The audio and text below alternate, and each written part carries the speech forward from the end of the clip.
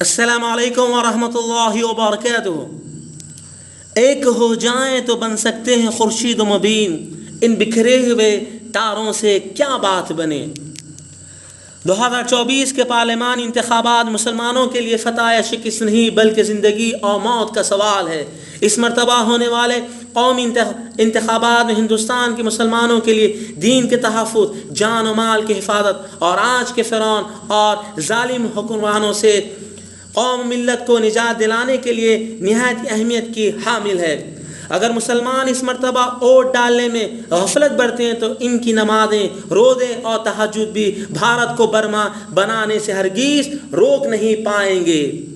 اور ظلم و بربریت کا ایسا ننگا ناچ ہوگا۔ ایک مرد مومن ایمان کے ساتھ مرنے اور قبرستان میں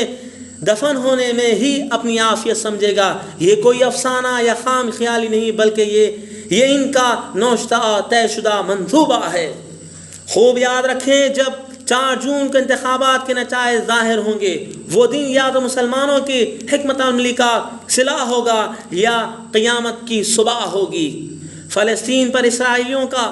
غاضبانہ قبضہ، جاہرانہ تسلط کے خلاف اہل فلسطین اپنی جانوں کو نچھاور کرتے ہوئے بیت المقدس کی حفاظت کر رہے ہیں، لیکن ہمارے لیے تو آج صرف انگلی کٹانے کی بھی نوبت نہیں بلکہ صرف انگلی سے اشارہ کر کے اہل حق کی فہرست میں اپنے نام لکھوانے کا موقع ہے۔ علماء کو چاہیے جمعہ اور شب قدر کی تاخیراتوں کے بیانات میں صرف اعلانات پر اکتفا کرنے کے بجائے ووٹ کی اہمیت کو اپنے بیانات کا موضوع بنا لیں، اور عید کے دن مسلمانوں کو عید الفطر کی مبارکباد پیش کرنے کے بعد عام بیان و تقاریر کرنے کے بجائے یہ بتائیں کہ اس مرتبہ ووٹ ڈالنا ہمارے لیے کتنا اشد ضروری ہے، اور ذرا سی بھی غفلت ہمیں خون کے آنسو رلانے پر مجبور کر سکتی ہیں، اور ہماری نسل نو ایمان کا تحفظ اور ارتداد سے روک تھام ایک کھلا چیلنج بن جائے گا۔ اور امت مسلمہ کو یہ بتائیں کہ عید الفطر اللہ تعالیٰ کی جانب سے مومنوں کے لیے انعام کا دن ہے، اور آج ہم بھارت کے مسلمانوں کے لیے سب سے بڑا انعام تو یہی ہوگا کہ آج عرش الہی پر یہ فیصلہ ہو کہ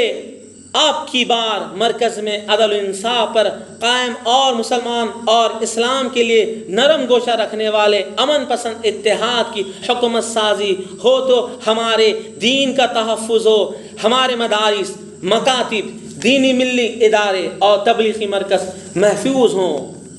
ہماری مساجد محفوظ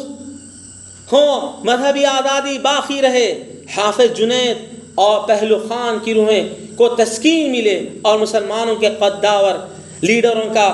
لیڈروں کی ظالمانہ قتل اور شہادتیں عقاریت نہ جائیں، اور انشاءاللہ نئی حکومت سے صرف ہندوستان میں نہیں بلکہ عالمی سطح پر مثبت اثرات مرتب ہوں، اور اقوام متحدہ میں فلسطین کی حمایت میں صدا بلند ہو، اور اسرائیلی ظلم و ستم کے خلاف ووٹ دینے میں کسی تذبذب کا شکار نہ ہو۔ عید کے دن ہندوستان بھر کی عیدگاہوں مساجد میں تمام مسلمانوں سے انتخابات میں حصہ لینے پر عہد لیا جائے، اور یہ عید مسلمانوں کے لیے ایک تاریخ بن جائے، تو پھر انتخابات کے نتائج آنے سے قبل انشاءاللہ دشمن کے دل و دماغ پر لرزہ طاری ہو جائے گا۔ انشاءاللہ ضرور ایسا ہوگا۔ آپ اس سے سہمت ہیں؟ آنے والے پارلیمانی الیکشنز کے اندر کانگریس انڈیا گٹھ بندھن انڈین الائنس کو اپنا قیمتی ووٹ ڈال کر بھاری اکثریت سے اس بربریت، دہشت گرد طاقتوں کو منہ توڑ ہم جواب دینا ہوگا۔ السلام علیکم ورحمۃ اللہ وبرکاتہ۔